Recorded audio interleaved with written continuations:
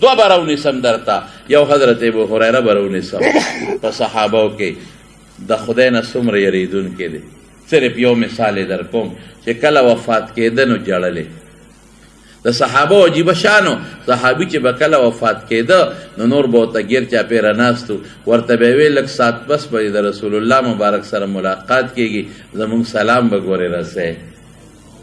عجیبه انداز دی صاحب. یو ګوټو به ما لره لږ ساعت پس به د حضور پاک سره ملاقات کېږي، زما سلام به رسئ. دا به صحابه به یو بل ته دا خبرې کولې مرګ په وخت کې.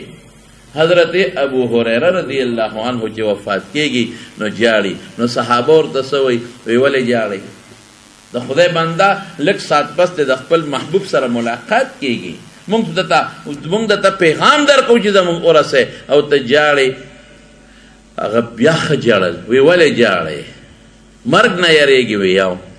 اوهو پیغمبر مبارک سره خلیل سره ملاقات دی کېږي، دوست سره، او مرګ نه یریږي. څه وایي؟ وی یریږم په دې چې سفر ډېر اوږد دی او سامان ډېر کم دی. سفر اوږد دی او سامان کم.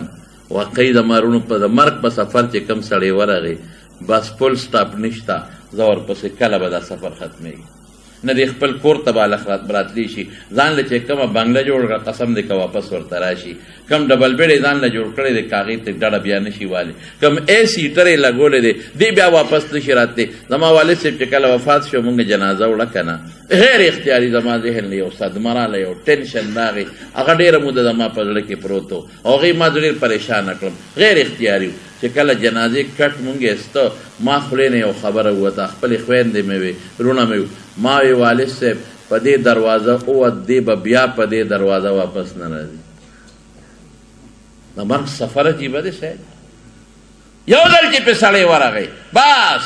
دې کې دمه نشته چې دلته به زه دمه وکړم، دلته به خیمه کې زه ناسته وکړم، دلته به زه اے سی ته کښېنم، دلته به زه ایټر ته کښېنم، دلته به زه تمبو کې کښېنم. نه که بیا سفر د مزیدار او خوشګوار وی، او که سفر د خطرناک و خطرناک وی.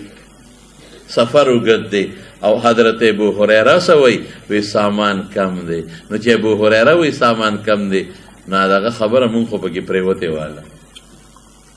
هغه ابو هریره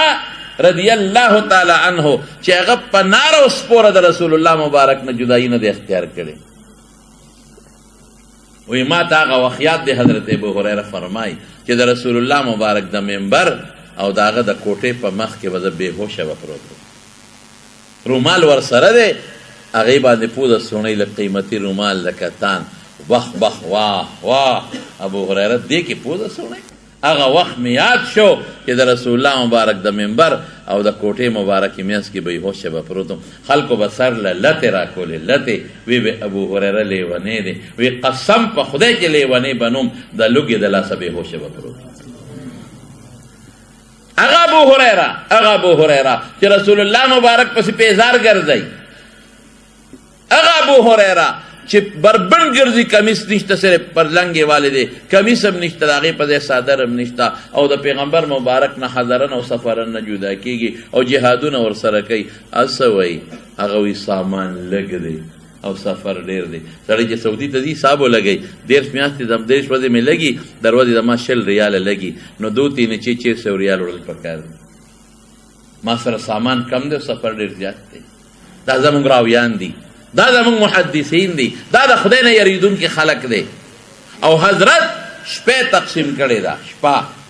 دا دې دپاره ویم چې طالبان په غرور کې پیدا نه شي، موږ غرور کې واقع نه شو. شپې تقسیم ده. بیبی ته وایي 16 ایسا 1/3 به ته عبادت کې، 1/3 16 به زه عبادت کوم.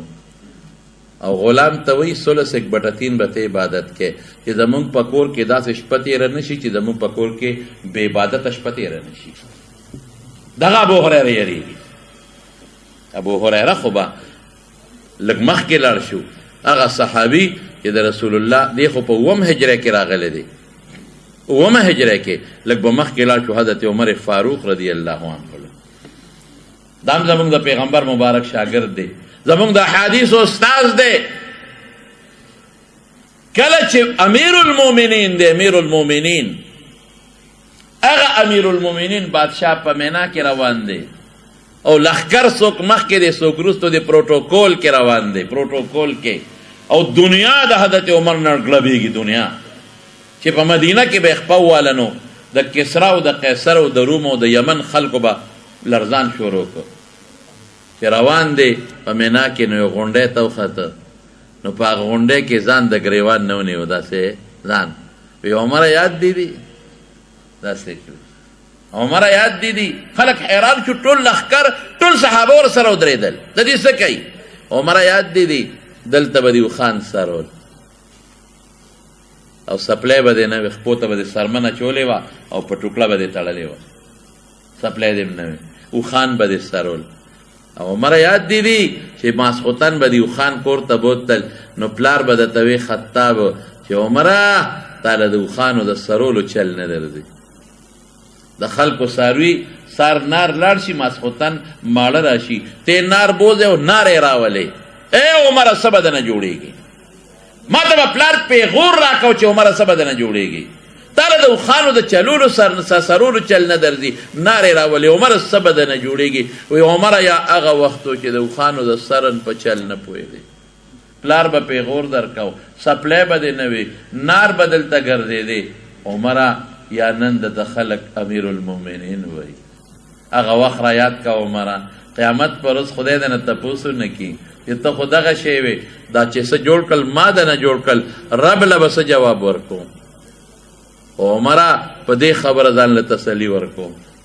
دا نکته واوره په دې خبره ځان له تسلي ورکوم چې دا څه دي دا عمره ستا برکت نه دی ته د اوښ په سرولو هم نه پوهېدې دا صرف او صرف د الله فضل او د رسول الله مبارک برکت دی چې دې مقام ته ورسېد دا زمونږ اکابر دي لږ به ورپسې لاندې راشو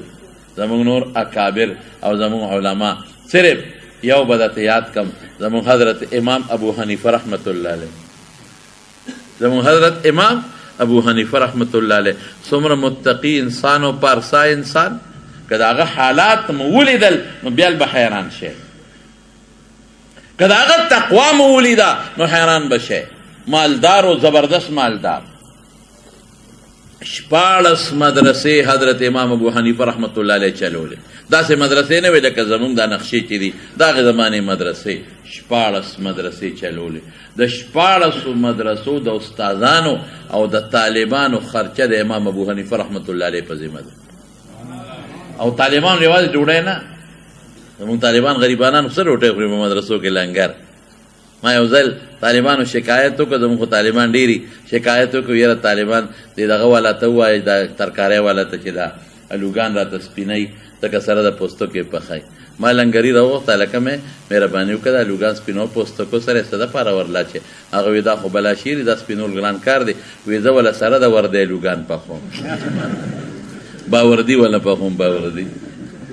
زمونږ خو ډوټۍ دغه ده که د طالب څه لنګر څه دی مولانا روح الله صاحب زمونږ محتمم په دارالعلوم نعمانیه عثمانزو کې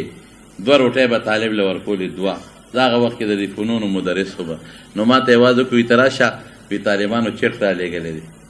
نو ما چې هغه درخواست وکړ نو طالبانو پکې لیکلي 2 ډوډۍ وې که نه وي یې درې که او یې درنې که یې درې که او یې درنې که ما دې په 2 یې ګزاره نه کېږي اوس سوچ کوم خره چې بشیر جان راته د طالب نو دې بله چا پلار مړ کړی وي نن مې ورسره ګپ لګول ته ناست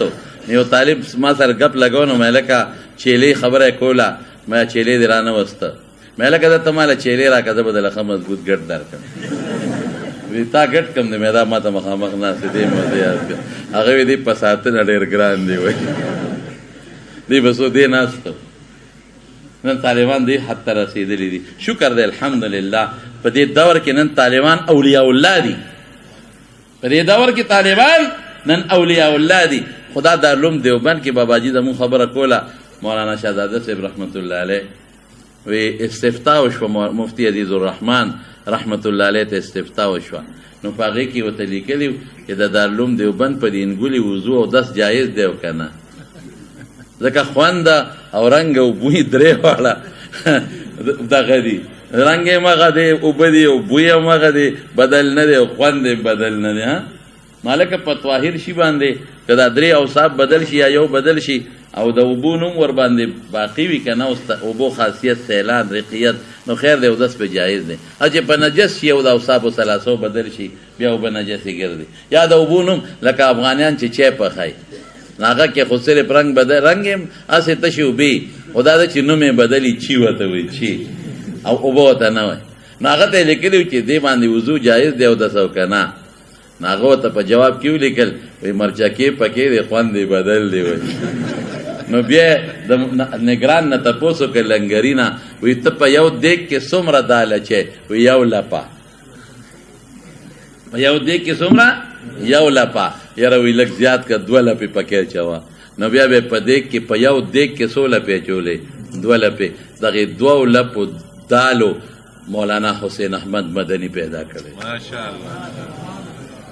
دغې 2 لپو دالو دیګ انور شاه کشمیری پیدا کړی دی احمد علی لاهوری پیدا کړی دی مفتی محمد شفیع پیدا کړی دی مفتی محمود پیدا کړی دی